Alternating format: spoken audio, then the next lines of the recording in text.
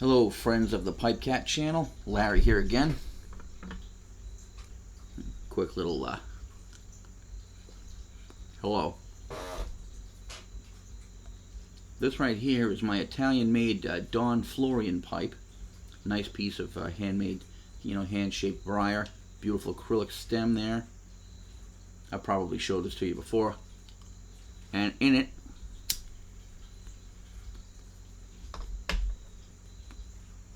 I am enjoying a nice big bowl of GLP's Quiet Nights tobacco, which is my favorite of all time.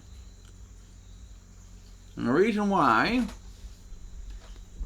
I'm making this quick little clip here is that I want to introduce another clip. The other night I was inspired to make a video based upon a conversation I had with somebody. Someone who's basically kind of family. My sister's boyfriend, and he's a smart dude. We just happened to be taking a long car ride somewhere, and he and I and my sister and a friend of ours named Cindy got into a conversation basically about religion, existential talk, and eventually it fell on the subject of atheism, and this guy is a devout atheist, and the conversation that we had provoked me into thinking about how would one defend the position of atheism.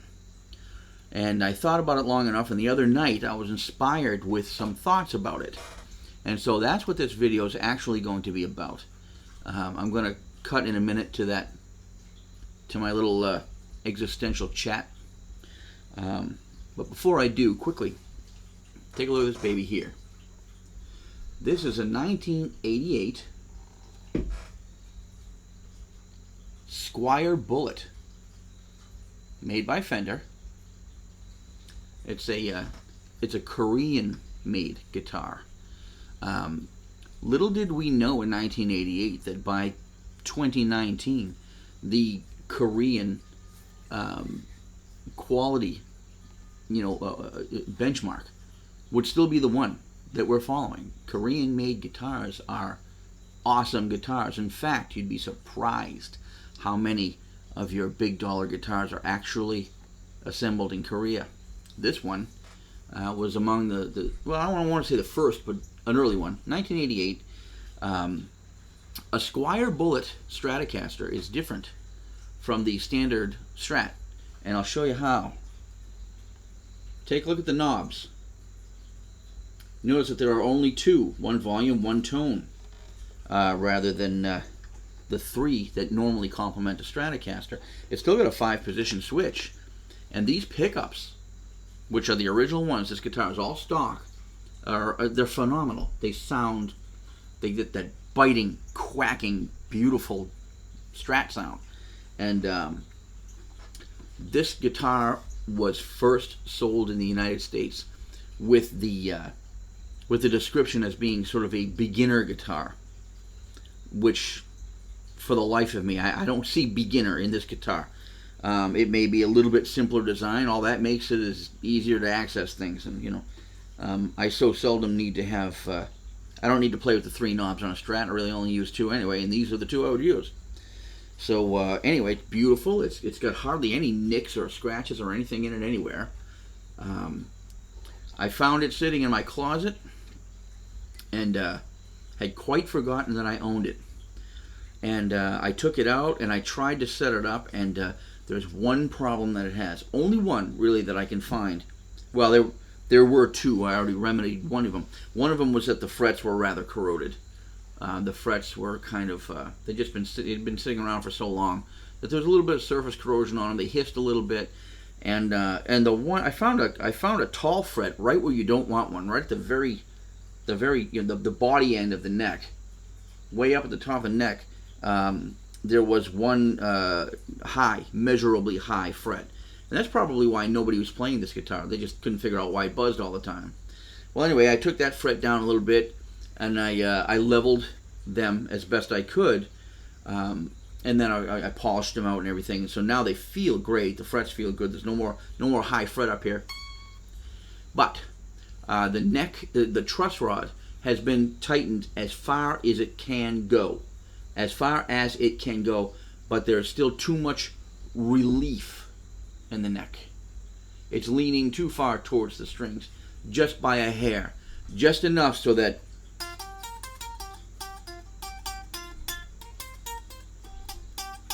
hear that buzz, and you don't really get it down here. You don't get it down there, but you get it up near the top, because it's just got too much cradle in it. What I have done is I've gone to Stuart McDonald. Stu Mac is a guitar parts outlet, basically. And what I did was inside here where you adjust the truss rod, there is a bullet nut, they call it. I don't really think you can see it on this camera. I don't think you can. I'll try and do this. Looking at it on the screen to see if I can. Well, anyway, you see that hex nut adjustment in there? Well, that is that's sitting at the top of a cylindrical nut that is sitting on a threaded rod, and I've tightened it with the Allen wrench until it can't tighten anymore. And the reason that it can't is that it's run out of threads. It has tightened as far as it can go, so the range of the truss rod needs to be incremented by probably just a few millimeters, just a few more threads, and I would be able to tighten the remaining relief out of this guitar and make it perfectly straight. So I've gone ahead and ordered some spacers, and that's what I'm going to be doing with this guitar. Otherwise, it sounds beautiful, and I can't wait to get it down in the rehearsal room. So, without further chit-chat about guitars or pipes or anything like that, I'm going to now cut to my little dissertation about existentialism and atheism. And I would love to hear what your comments are. Give this a watch and let me know what you think.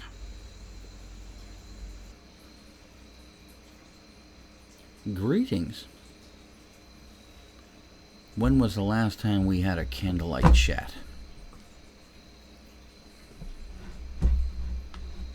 I think it's about time we had one. I've been drifting away from the subjects that matter to me lately, and in that I've been, playing around with my guitars and cigars and pipes and, and whatnot. But mostly, those things are kind of what you might call lost leaders, like milk and bananas in a grocery store. They actually lose money on those products because they bring people to the store. They're staples. People need them or want them, and so they draw them. The only place where they can get them is a grocery store. So they call them lost leaders because they don't make money off them, really. But once they get you in there, you stay and you shop. Well, guitar talk and amp talk and cigar and pipe talk, tobacco garden talk is kind of my lost leader, because mostly my channel was supposed to be about, it's an existential channel. I hope to capture your imagination and kind of take you with me on my own spiritual journey, you might say. And as I grow older, which you can obviously see has been happening, the less time I think I have left in my life, the more interested I am in the next level, I suppose you might say. And so I wanted to talk to you tonight. I recently had a heated discussion. I don't want to call it an argument, but there's a very bright individual that I know. I see him as bright. He sees himself as the authority of pretty much, a lot of things. And very hard to argue with somebody like that, especially when their intellect is clouded by data. And what I mean by that is sometimes your ability to think can be hampered by the data that you collect from your education and also from your five senses. I think you can be fooled by a lot of things that your senses collect. And that's what I want to talk about right now. The question going around the day we had this conversation was God, religion. But I value this guy's opinions because he has been very enlightened in a lot of ways, but he's very young. And I kind of see myself in him a little bit, maybe 25 years ago. And it's kind of it's amazing to use a person like that sort of as a delayed mirror. I'm looking at him and I'm seeing a young PipeCat. And the difference being he's a healthy guy who stays in shape and basically values his data probably among everything else, above everything else. And in my case, I used to value information, data like that, and defend it. And this conversation of the day in question was about God and the belief in God versus atheism. And here's where it got interesting. I've always seen atheism literally as exactly what it's supposed to mean. The non-existence of a deity of any kind. The non-existence of a creator as an entity, For a while there, maybe in my 40s, I thought that I was atheist. I thought I was because I was relying too much on the data of my senses and the experiences of my life up to that point, and I had seen too much, suffering in other people, and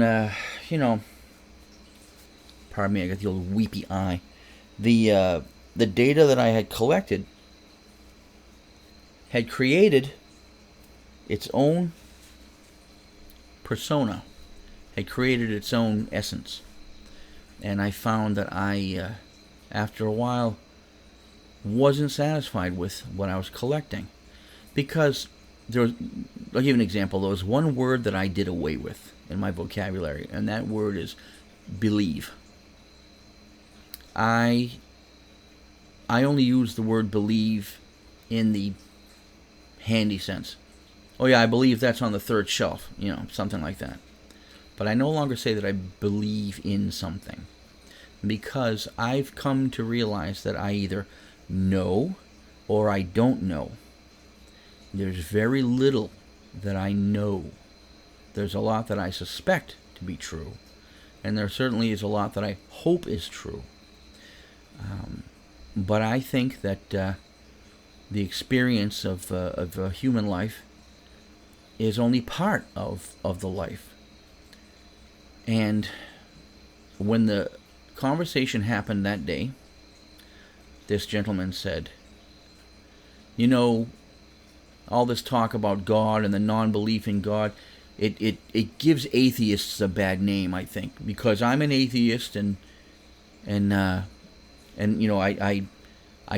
think we get a bad rap. I think that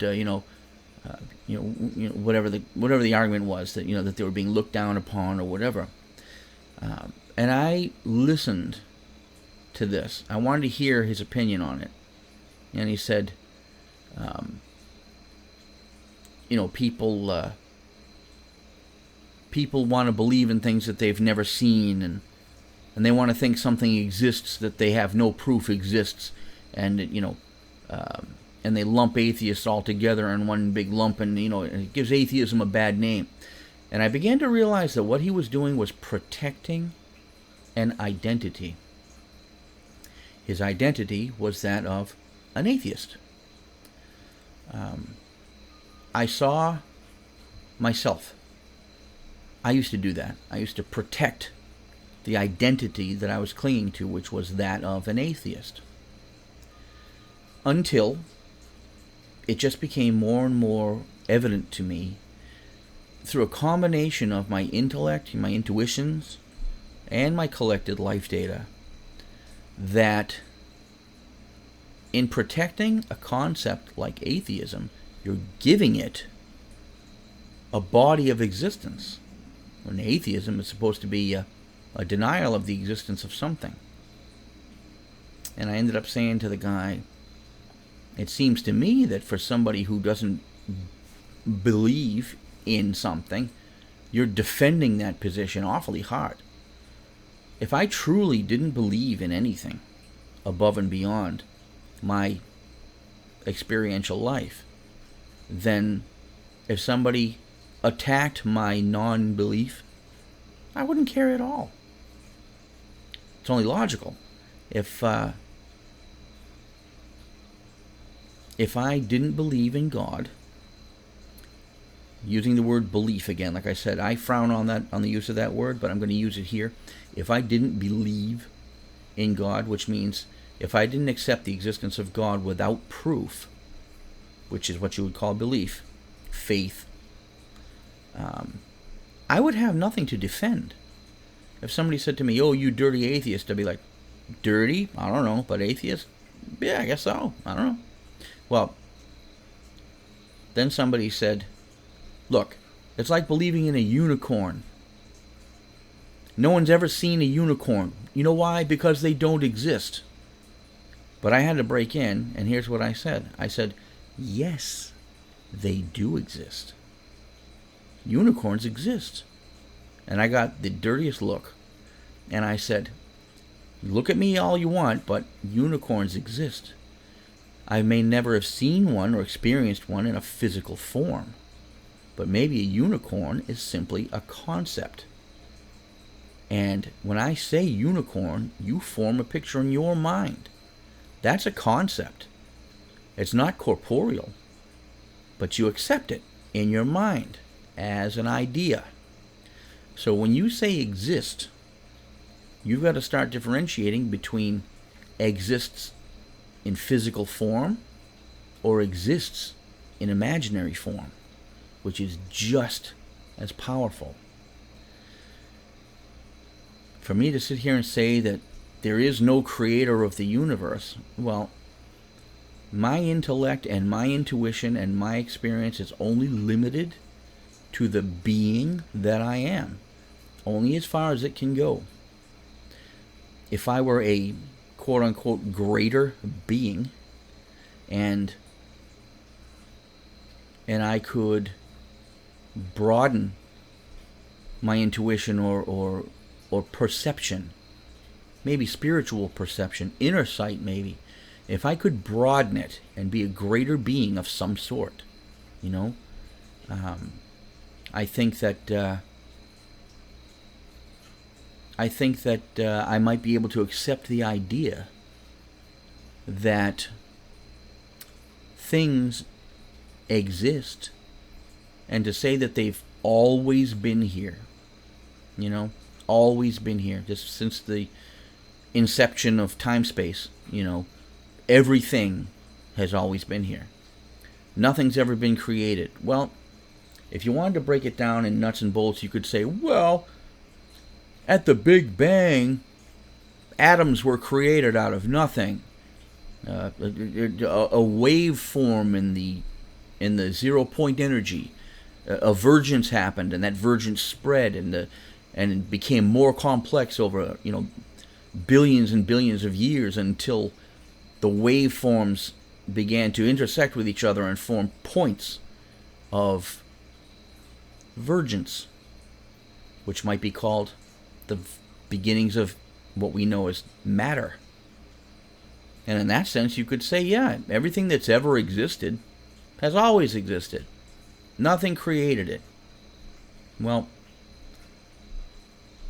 the hard time that I have with that is here I am thinking and conveying ideas to others, hopefully, knowing in my mind that these others can never fully experience me. Only the data collected by their five senses and their intuition and their intellect can put together an idea in their quote-unquote mind, which I believe is a limiting term, but put together an idea to them that I exist. So anything that I impart to them, they are going to translate into their own perceptions, into whatever idea I give them. And really, only in the very center of their essence do they form an idea that I exist. They can never fully experience me. I can never fully experience them. Every person, I don't even want to use the word identity. Every being, in whatever form you see yourself, you are the center of a universe. You are. Because only in the center of your being does everything else exist to you. What is the outermost limit of the universe in any direction that I point? What's the furthest point in any direction? Is it infinite? If that's true, then it's true for every point of reference. Every being is the center of a construct universe. And I'll come to the idea that reality, that's what's always been there. Knowledge of reality is what we seek. And consciousness, in the greater sense, awareness, is the pursuit of reality, is it not?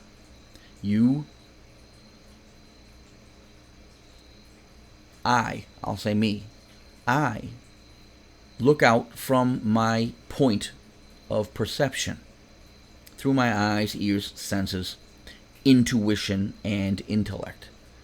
Those are all I have to explore reality and my pursuit of getting to reality. Total absolute awareness of all things equals reality. But in our limited states and as separate individuals, if indeed we are, then reality is relative. So somebody who's going to defend the position of atheism, I think it's a very narrow piece of ground that you're defending. If you don't believe in the creator of everything, then how can you believe in anything? And I'm not saying that things have to be created, but I will say this. The fact that I'm able to consider these ideas, the fact that I find myself aware, and the fact that in this awareness there is the convergence of all things that I think I know or have experienced, the fact that there's that much complexity to one single existence, my own, tells me there's an intelligent design. I don't know if there was a plan, but the intellect, the intelligence, is built into everything. There is a concept in Eastern wisdom of,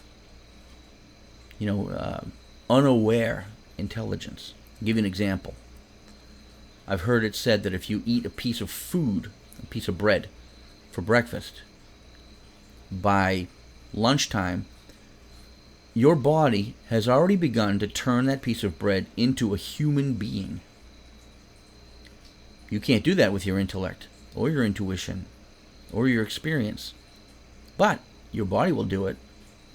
And the maintenance of your physical form, whether you see it as actual matter, or if you see it as a convergence of waveforms within the 0 point, which is how I kind of see it.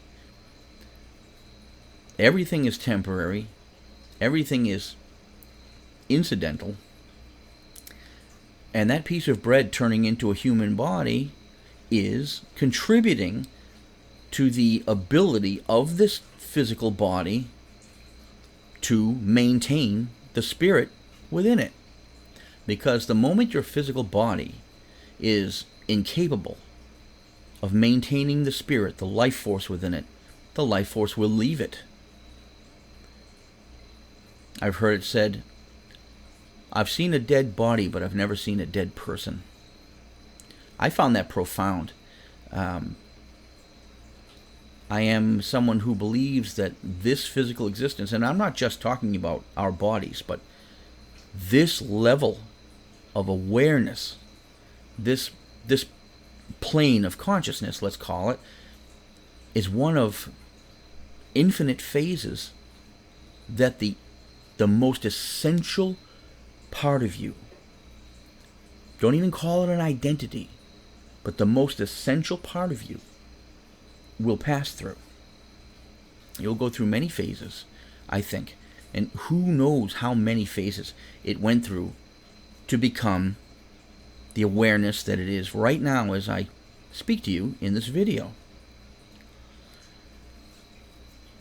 You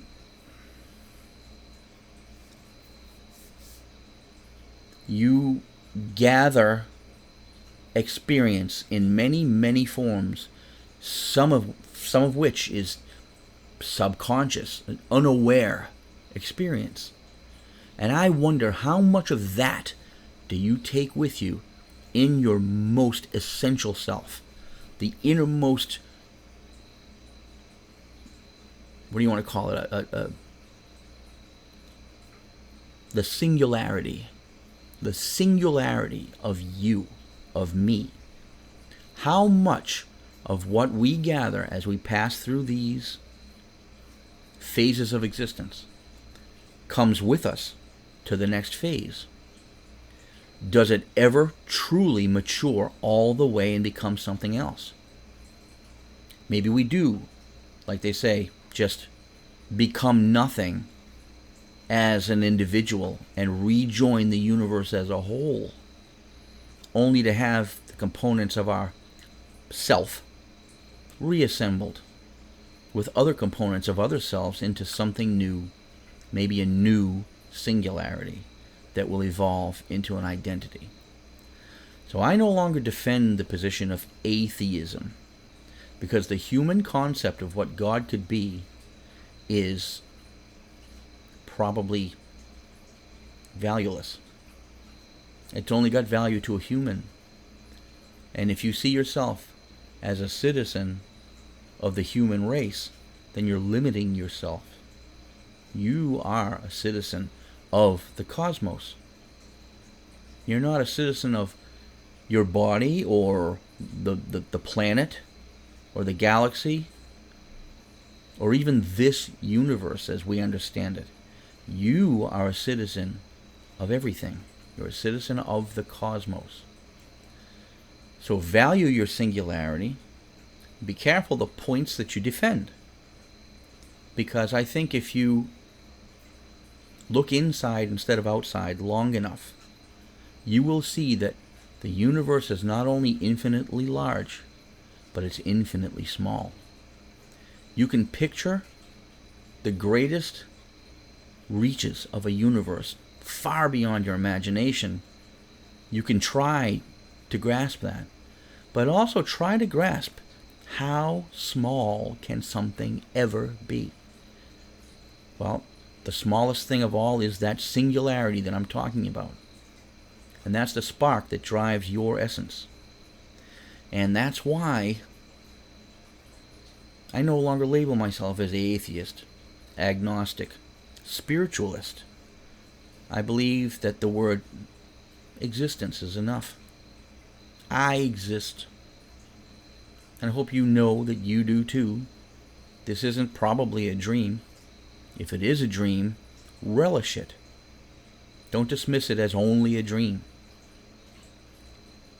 There are unicorns. They just aren't physical horses with horns in their heads. There are unicorns. They are a concept. There is everything that anyone's ever imagined. It exists. And until everyone everywhere forgets about it, it will continue to exist. So, step boldly through your existence. Look inside as much as you look outside. And you may find yourself even happier as a human being. All the things that are going on around you, all the bad things, all the good things, they add up to experience, a single experience, that of your singular self.